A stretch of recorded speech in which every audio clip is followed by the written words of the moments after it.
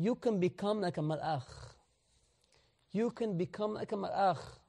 And we say this and we'll say it again and we'll keep on saying it. The malach hamavet cannot enter these four walls.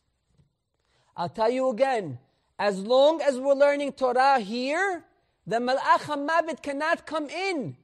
You know, what does it say about the Rabbi Shimon Bar Yochai? So Rabbi Shimon Bar Yochai in Eretz Israel, you know, anybody know where he's buried? Meron.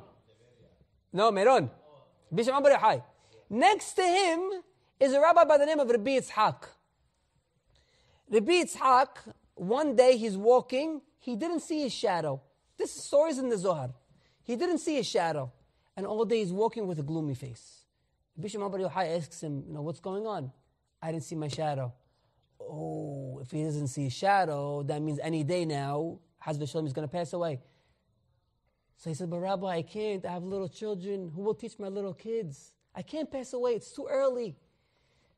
He says, you know what? No problem. Come inside. Come inside my house. Comes inside his house. Rabbi Shimon Bar Yochai says like this in the Zohar.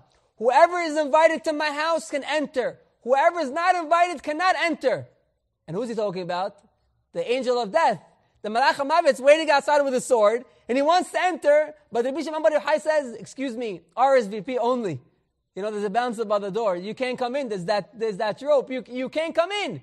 So Malach HaMavet couldn't come. Rabbi Yitzhak got another 15 years to his life. Just by Rabbi Shimon saying, the power of Torah protects you.